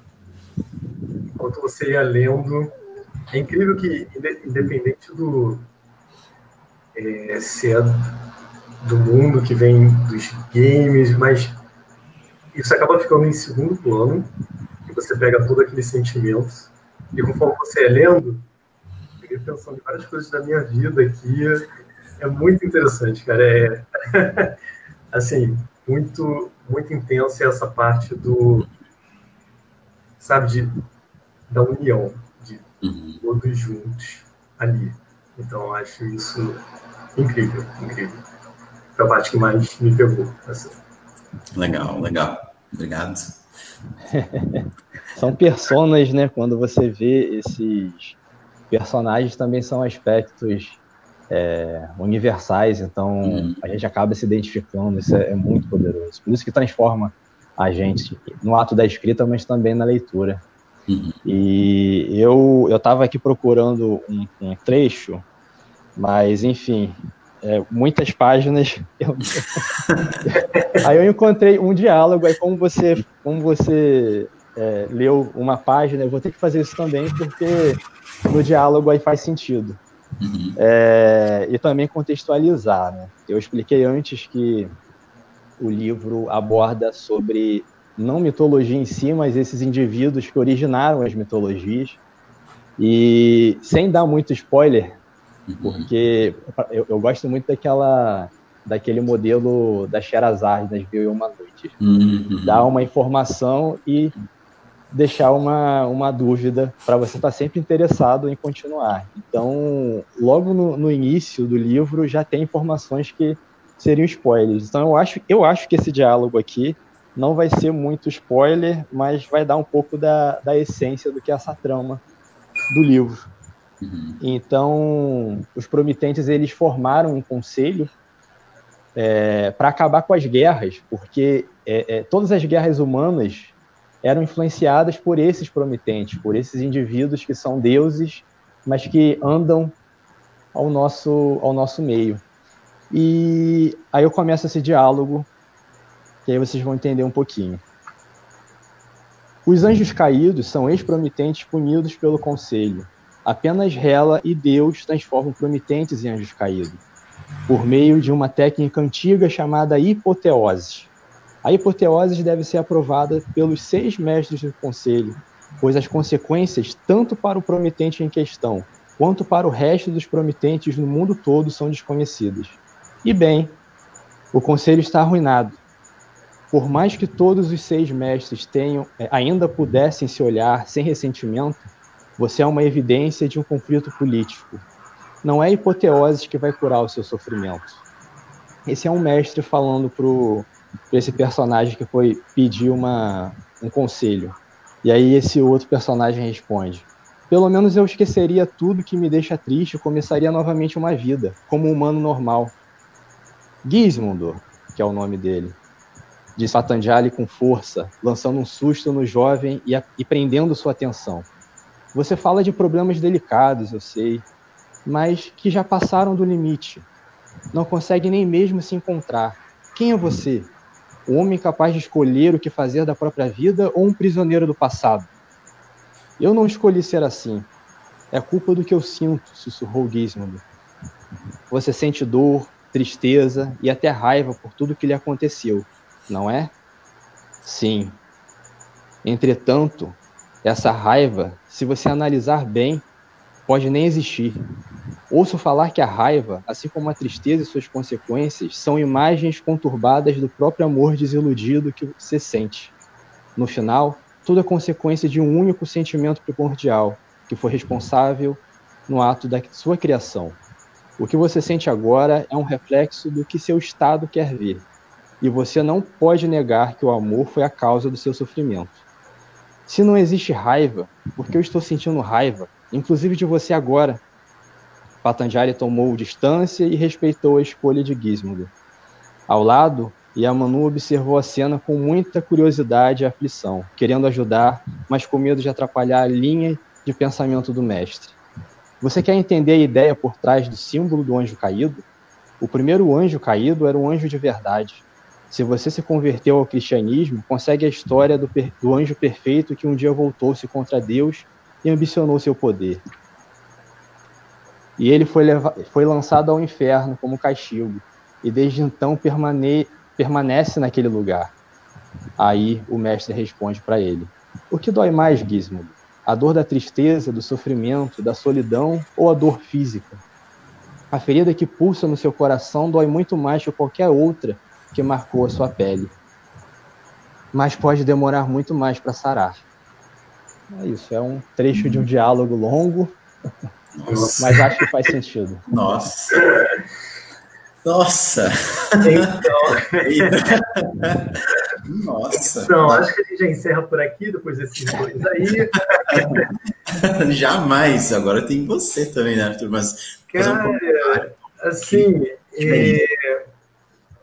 mais uma vez, não dá para avaliar o livro, né, que são trechos, mas eu vou te falar o que eu senti.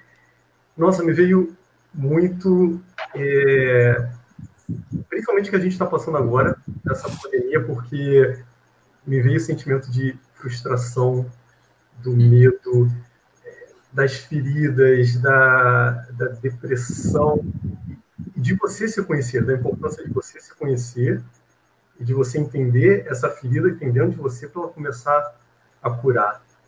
Então, cara, foi essa reflexão que eu tive enquanto você ia lendo. Achei incrível, incrível, incrível, incrível. Muito profunda.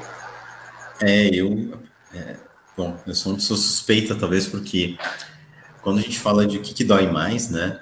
Acho que tem dores, bem colocado, que superam a dor física absurdamente. Né? Absurdamente, que vão doer uma vida inteira. A dor de abandono, de uma solidão, né? De uma rejeição, quando doer uma vida inteira, né? Eu sou muito suspeito porque mexe. Sim. Arthur, toma conta. Só mais uma coisa, eu acho isso muito interessante da leitura.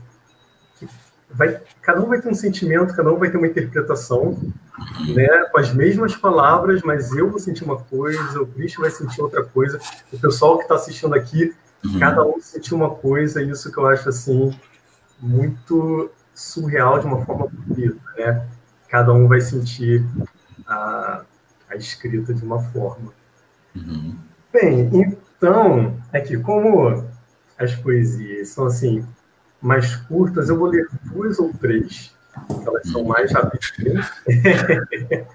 A primeira que eu vou ler é do meu primeiro livro, Meu Jardim. É a poesia Força.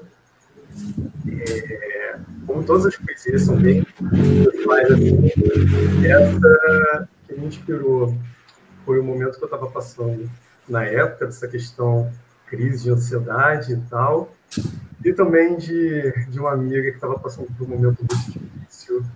Enfim, força. Às vezes não sei de onde, às vezes nem sei como, às vezes nem por quanto tempo, mas tiro uma força maior do que eu, maior do que religiões, maior do que montanhas, uma força que me move adiante, uma força que me cura, uma força que me tira a dor, uma força. Não sei se é um nome que possa descrevê-la, talvez haja mais de um nome para tal, talvez. Apenas sei que ao pensar em força, penso na família, penso nos amigos, penso no amor, penso na religiosidade, penso nas crenças, penso em tudo isso em um só. Penso em uma palavra pequena de força maior que eu. Fé. Bem, essa é a primeira. Nossa. Enfim, mexe aqui um pouquinho comigo. Vou ler mais 2 que são já um spoiler aí do meu terceiro projeto de poesia. Bem, a próxima que eu vou ler, o nome dela é Desculpa. Enfim, antes de eu ler mais spoiler, deixa eu ler ela aqui. O medo, né? O medo da gente revelar, porque isso daí é joia, né? É o mais precioso que a gente tem. Né? Mas então vamos lá, com vocês, então, Desculpa. Hoje eu tive que me explicar, provar o quanto minha amizade valia. E depois de tanto nadar, me vi morrendo na praia. Dependi da mão que não era amiga. Hoje eu tive que chorar e chorar, mostrar o quanto eu sentia e que era muito. E depois das lágrimas secar, percebi que mudou nada. Esse é o preço de acreditar no vazio. Hoje eu tive que me abalar, deixar transparecer a minha insegurança. E depois de tanto surtar, notei a sua ausência. Quando foi que me deixei perder na ignorância? Não posso mais me abandonar. Eu que estou comigo a todo tempo. Dessa vez, e agora para mim, peço desculpas primeiramente. E eu peço desculpas a mim por todas as vezes que me expliquei sem precisar. E eu peço desculpas a mim por sufocar meus sentimentos. E eu peço desculpas a mim por deixar a minha credibilidade para trás. E eu peço desculpas, dessa vez, somente para mim. Nossa. Que arregaço. Que arregaço na alma. Também muito profundo, porque, primeiro, né, a gente sente a humanidade, né? A gente sente o sentimento mesmo. Então, eu imagino que quando o Arthur escreveu, ele estava carregado desses sentimentos. Não só o primeiro poema, mas o segundo. E é um assunto extremamente nobre, que é o perdão, o auto-perdão, que quase nunca é tratado, né? Então, isso daí é valioso. Muito bonito. Realmente, o que me levou a escrever foi cair a ficha de que eu, pelo menos, né, me preocupava tanto em me desculpar com as pessoas e não ofender, não magoar. Mas e eu? Eu não estava parando para pensar em mim, né, na importância dos meus sentimentos, que são tão valiosos quanto das outras pessoas. Né? Então, foi isso que me motivou realmente a escrever essa poesia. Nossa, estou invadido. E sim, eu estou invadido. Eu falava esses dias para o Arthur que é difícil. Leio, fiz filosofia, dei letras e psicanálise. Então, assim, muitas leituras, mas algumas, quando me tocam, é um arregaço na minha alma, né, no meu espírito, no meu corpo. Às vezes eu falo alma no sentido imanente, não transcendente, assim, né? Sim. Aquilo modifica, né? E o Arthur, ele, não sei se você concorda comigo, Tom, é difícil. Não, é engraçado porque, por exemplo, só o fato de ler uma poesia, não necessariamente você passa a emoção, a não ser que seja um ator, alguém que canalize isso, mas quando a poesia transmite isso, só no fato de ser poesia, então você vê que tem uma preciosidade gigante. É isso que eu experimentei aqui agora também. Isso que é o legal. Não precisa ser encenado, porque já está contido na mensagem, né?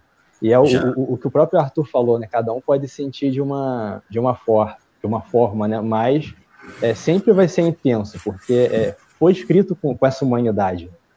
E está de parabéns. Muito bom. Mas tem mais uma poesia aí, vamos lá. Só mais uma então, uma rapidinha, só para poder encerrar aqui. E que já dou até o spoiler que essa também encerra. Desculpa, é a penúltima poesia do próximo projeto, e essa encerra, porque uma coisa que eu tenho, assim, que eu falo muito sobre a dor, gosto de tratar essas questões, como do preconceito e tal, mas eu sempre gosto de terminar ou a poesia ou o livro de uma forma mais leve e mostrando sempre a luta, entendeu? Porque eu acho que apesar do problema, enquanto há vida, há esperança. Então, independente da dor que você esteja sentindo, sempre tem uma luz no fim do túnel, por mais que você não enxergue naquele momento. Então, eu sempre gosto de, apesar de abordar um pouco de sofrimento, tudo, um pouco não, bastante, mas eu gosto de terminar de uma forma mais leve, trazendo esperança. E é por isso que eu encerro aqui a minha leitura com a poesia Minha Maior Defesa. Dói fazer a coisa certa. Machuca manter a calma e não dar uma resposta. Por mim, aprendi a me manter por cima, a não me dispersar, a olhar para mim quando o outro não enxergar. Mostrar como me sinto possível. Não me debato mais quando não entendem. Sigo o meu caminho apenas. Sorrio na tristeza. Somente eu sei como sou e deixo o seu vazio para trás. Acreditamos em palavras soltas, que voam pelo vento que as carrega para nunca mais. É preciso saber o seu lugar, deixar a raiva com o vento também voar. E acho que sempre soube. É preciso não lutar para lutar, não atacar para atacar. A minha maior defesa é a minha paz. Essa ninguém pode tirar. E acho que sempre soube. É preciso se calar para calar. Não remover para deixar passar. Quero apenas perseverar. Quanto mais penso em mim, me distancio da dor. E a minha maior defesa é a minha paz. É difícil abrir os olhos e enxergar o que estava ao meu redor. Mas o tempo é sábio e a vida nos dá sinais. A gratidão me fortalece a continuar. E acalma a dor saber que a minha maior defesa é a minha paz. Nossa. Muito legal. Muito legal, de fato. É interessante como quanto mais novo a gente menos tem essa paz, né? Uma coisa conturbada, etc. Parece que quando a gente vai ficando um pouco mais velho, pelo menos eu sinto isso, parece que a gente vai, não, pera, isso é importante, isso não é meu, isso é seu, ou de vocês, isso é meu. Me deixa com a minha paz. Eu, enquanto estava ouvindo, lembrei muito porque eu venho de uma tradição de yoga, então gosto muito daqueles textos, aqueles aforismos, e se eu fechasse os olhos, poderia imaginar alguns deles, que brincam muito com os paradoxos, mas a parte central é a paz, que é o que é eliminado pelo paradoxo, né? Pelo além dos extremos, o centro está aí. E isso daí também é profundo, isso daí dá para ser analisado de várias formas, de vários níveis. Sim, também. Inúmeros. Eu acho que quando a gente vai, independente da narrativa, né, seja poesia, mesmo prosa, verso, enfim, a gente estando ali inteiros, não tem como, de alguma forma ou de outra, não impactar aquela pessoa que está lendo ou nos escutando, enfim. Né? E isso responde também aquela pergunta lá no início da live, né? Como que, naquele momento, como a escrita, mas como a literatura no geral pode transformar e pode quebrar, transformar a subjetividade. Aí, através dessas leituras, a gente viu o exemplo prático. Sim, eu acredito que nós três, independente de que narrativa, se é, enfim, prosa, verso, nós estamos ali inteiros. E não é à toa essa proximidade, essa questão de a gente se identificar, conversar, sabe? Enfim, e de estar na live hoje. E dito isso, eu vou passar o sorteio, né? Deixa eu preparar aqui, né? O primeiro livro é A Caverna Pedra Fundamental do Tom Haraguchi. Deixa eu preparar. Esse livrinho aqui, então. Fazer um gerador aqui de sorteios. Deixa eu arrumar aqui. Vamos lá. Eu não vou ter como mostrar, estou no computador, né? Mas ok. Deixa eu só achar aqui o gerador. Pegando as informações da página da IS. Jogando as informações.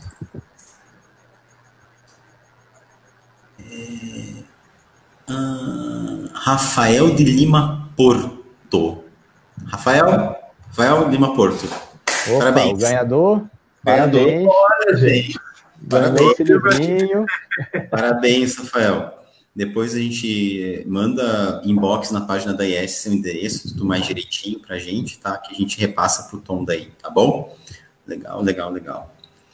Vamos pro segundo sorteio, Milênios de Solidão. Este livrinho aqui, que tem o Jeremy, que é um amor, que é uma pessoa muito simpática, né?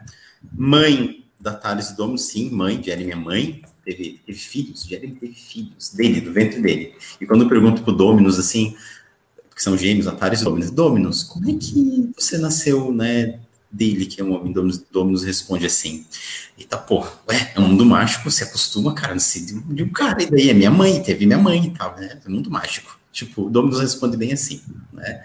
Então, vamos lá, informações da página da IS. Jogando aqui.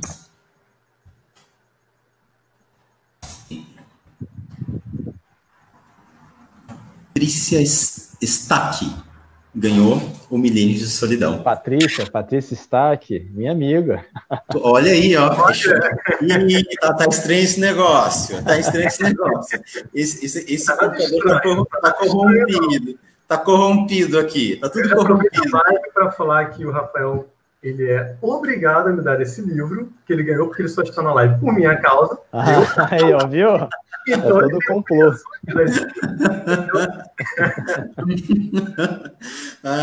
Então, já que você conhece... tá tudo muito estranho. Vamos anular esse sorteio. Tá tudo muito estranho aí esse negócio, né? Tudo muito estranho. Mas legal. Parabéns, Rafael. Parabéns, Patrícia. Espero que vocês façam uma excelente e boa leitura. Ajude esses autores postando nas redes, comentando, fazendo live, mandinga, indo pro terreiro, pra igreja. Eu vou falar que a Patrícia vai fazer isso, que é a Patrícia que comanda o Mais Coesão, por favor. Ela já tem. Agora que você ligou o nome. Agora que eu liguei. Você assistiu a nossa live lá, ela já faz um trabalho bem bacana de divulgar a literatura. Enfim, tá incrível aquele canal também, com certeza vai acontecer. Que legal mesmo, que legal mesmo. Patrícia, manda o teu endereço tudo direitinho aí na página da IS Inbox, pelo Insta, acho que tá mais fácil que a Carol tá direto por lá no Instagram. Mande, o Rafael também, se puder mandar pelo Instagram da IS, o endereço dele direitinho. Né? A quem tá assistindo a gente sabe que vida de autor não é muito fácil nesse país, né? Não sei se você sabe, mas em qualquer contrato editorial, o autor ele ganha 10% de toda uma impressão. Então, uma impressão tem 500 livros. Tem que vender toda essa impressão para você poder ser pago. Né? Então, é assim que funciona. Não tem ou seja, a pessoa não se vendeu um livro, ganhou. Não funciona assim, gente, né?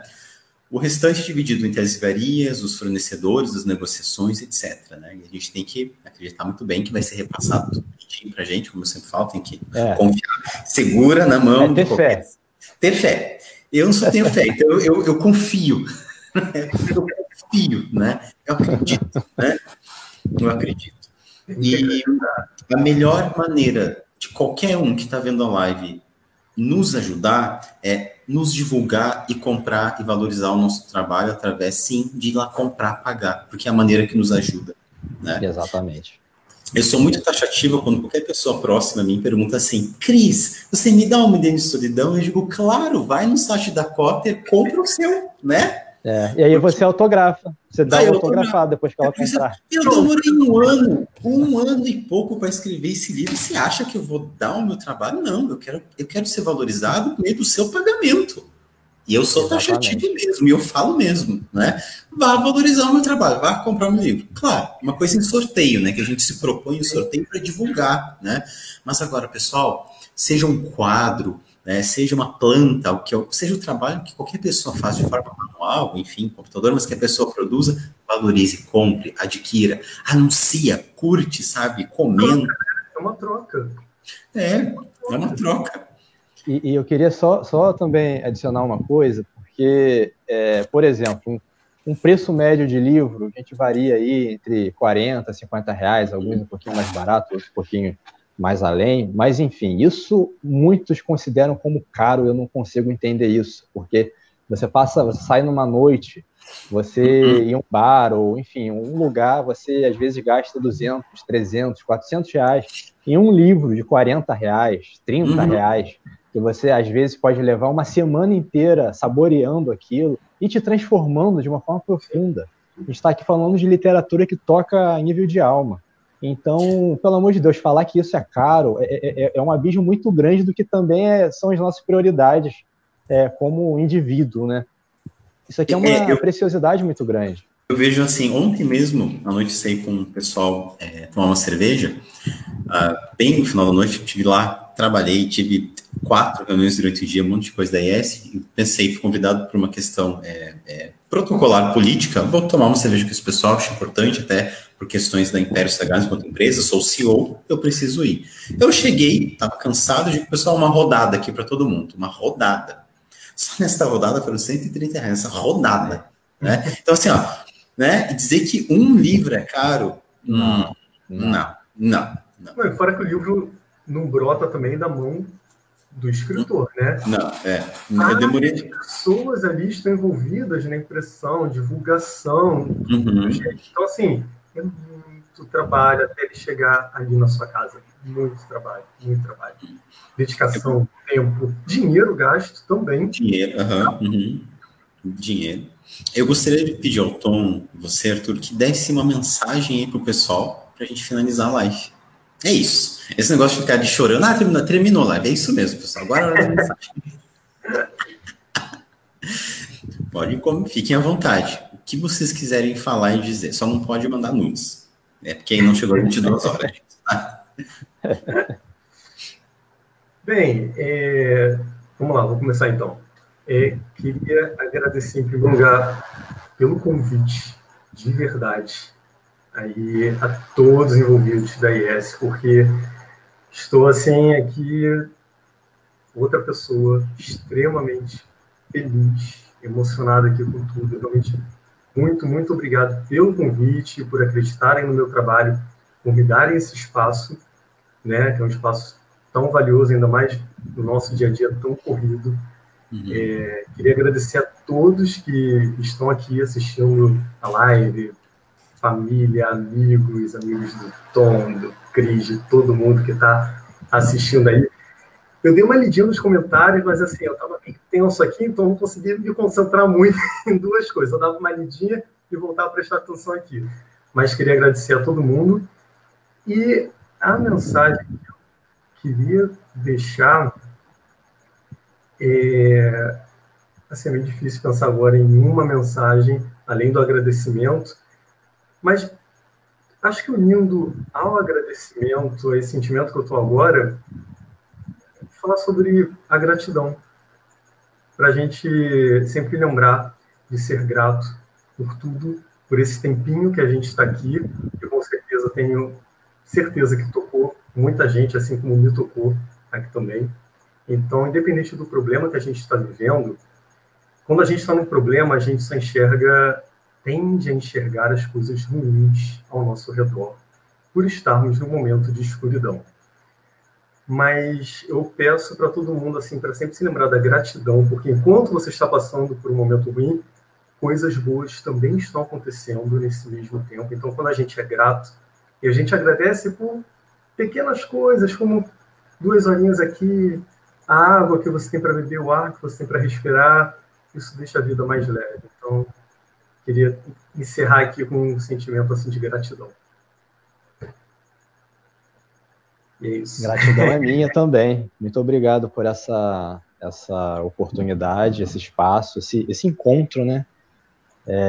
Agradeço muito ao Cris pelo convite, pela Impérios Sagrados. Eu acho que já começou, como eu falei no início, já começou com sucesso essa live, não só a live, mas eu ia falar essa Bienal, ela já começa com o extremo oposto do que foi a Bienal do ano passado no Rio, que eu estava presente, eu estava lá expondo meu livro na editora da Madras, mas vi tudo aquilo acontecer e sabendo que a resposta é vindo de uma Bienal que mantém uma das bandeiras, né? Uma é a literatura, outra é geek, a outra é LGBT, então você já vê o cenário totalmente diferente e isso é extremamente benéfico para o Brasil, não só para aqueles representados por essas 3 bandeiras, mas para o Brasil, para a sociedade, para a gente ter uma sociedade mais justa, mais igualitária, mais amorosa. Então, esse papel, o valor simbólico disso é muito profundo e só tenho a parabenizar, agradecer por fazer parte disso também e por isso eu quero colaborar da melhor forma possível, porque merece todo o apoio, toda a admiração, toda a colaboração. E assim como o Arthur disse, eu acho que agradecimento, a gratidão é a consequência de que antes houve algo muito bom. E é legal a gente analisar a árvore pelos frutos, né? Então, uma árvore é boa quando os frutos são deliciosos, são saborosos, bonitos. E essa árvore tá bonita, tá crescendo e vai ficar cada vez mais forte. Essa pandemia aí foi para fortalecer as raízes e florescer mais no ano que vem. E também, só para dizer, confirmar isso que o Christian acabou de falar, de valorizar. Eu vi também muito rapidamente alguns comentários de pessoas que foram tocadas pelas 3 obras, então se sentiram tocadas, valorizem, comprem, como a gente estava falando, não é algo tão caro e vocês vão passar um bom tempo saboreando, um bom tempo curtindo isso. E antes de qualquer coisa, também, para valorizar, só para lembrar, tem o meu canal no YouTube, o nome do canal é Inspiração, o foco não é só literatura, na verdade é muito de autoconhecimento, já postei um vídeo sobre ecologia, tem uns exercícios práticos de relaxamento, meditação guiada, então eu acho que nesse momento tá muito válido, porque as pessoas estão pilhadas de todos os tipos de emoções e muitas vezes não muito positivas, e isso me motivou a criar esse canal e seguir a gente, não só a mim, mas os 3, né, nas redes sociais também valoriza muito acompanhar as lives, acompanhar as postagens, mas não só isso, comprar principalmente, tá? Então, só para não esquecer agora, momento propaganda, né? O canal é Inspiração, mas é inspira-ação, no sentido de trazer mais essa prática para a nossa vida, que é o que falta. Eu acho que as redes sociais estão lotadas de todos os tipos de discussões e que às vezes só elevam os ânimos e afloram os nervos, mas a gente tem que praticar mais algumas coisas antes de qualquer coisa, antes de qualquer discussão. Vamos respirar, vamos relaxar, o mundo está precisando disso também, e vamos ler mais, que é uma excelente forma de relaxar e de né, adquirir conhecimento. Então, muito obrigado mesmo. Foi um prazer conversar com vocês. Eu agradeço você, Tom, você, Arthur, pela live, pela disposição de vir, de conversar, de estar aí com a gente, de estar na Bienal, especialmente o Tom. O Arthur, a gente fez o convite, vamos ver o que ele vai dizer depois, né? Não esqueci, porque eu sou desses, né? Tem um caderninho lá que eu marco o nome de todo mundo. Que basta as agendas se casarem ali, que tá tranquilo, por mim. Eu não trabalho com agenda, eu trabalho com nomes. Você me dá o nome de quem que eu tenho que falar, eu ligo e eu resolvo. Eu não trabalho com agenda, eu trabalho com nome. A comissão sabe. Eu só preciso do nome da pessoa. Tem que falar com o pai, com mãe, com namorado, mãe, Satanás, Jesus. Me dá o nome que eu resolvo. Eu não trabalho com agenda. Não, eu não trabalho. Eu trabalho com nomes. E também eu trabalho com nomes. E eu rezo e acontece. Tem gente que está cuspindo bolinho do terço até hoje, né? Mas enfim, né? Tem um pouco super fechado, hein? Tem um pouco super fechado. Nada pega aqui.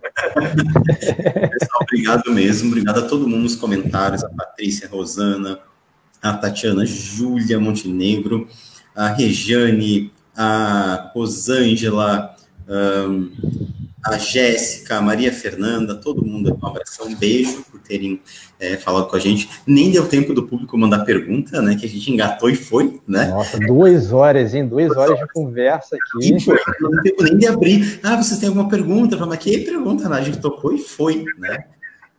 E eu vou pedir que vocês não saiam da live quando eu encerrar ela, que permaneçam aqui, tá? Mas eu vou encerrar ela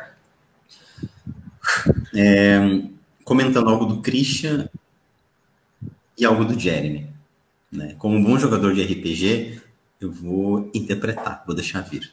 Tá? Essa música aqui é a música tema do Andrews e Jeremy, que toda vez que eu estou falando sobre eles, eu escuto ela, né? Enquanto Christian, às vezes a gente passa por momentos, assim, de dúvidas, né? Do que fazer, se a gente ama alguém, se a gente não ama, se a gente deve largar tudo, ficar com essa pessoa, se não deve. Questão de profissão, de relacionamento, né? Se a gente tá no lugar certo, se não tá. Acho que é uma questão da gente respirar, fechar os olhos e ver se a gente tá se sentindo bem.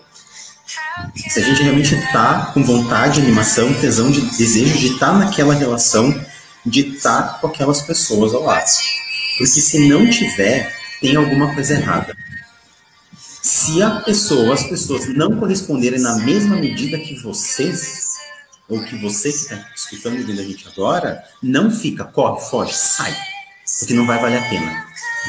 Você vai perder tempo, vai gastar dinheiro com muita terapia, com muito remédio e medicação, e não vai ser valorizado como deveria. Então sai correndo, faça outra coisa, muda de vida, faça outra coisa. Não dá para fazer agora, vai construindo esse caminho. Vai planejando, mas não permanece num lugar só, porque não vale a pena. Enquanto Jeremy. Imagina a cena que o Jeremy está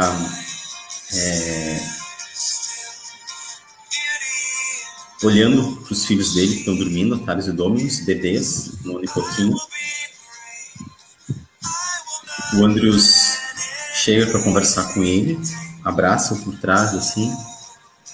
Jeremy olha, assim, sente o afago. Andrews diz: eu te senti, Jeremy. Eu senti exatamente, e você sabe pela ligação mágica que nós temos, que você não tem como mentir, mas largue esses pesos, não são teus, não mais. Jeremy responde: não foram 1, ou 2, ou 3 assassinatos, Andrews. Foram bilhões de vidas que eu matei em um planeta só. Isso não se apaga. Isso não sai de mim. Um dia, vou esperar Andrews, você, amor da minha vida, sair de casa. E vai fazer o quê, Jerry? Desistir da vida de novo? Não rola. Não mais. Já te falei, é para essa vida, para todas as outras, e para todas as que vierem depois dessas. Eu te amo.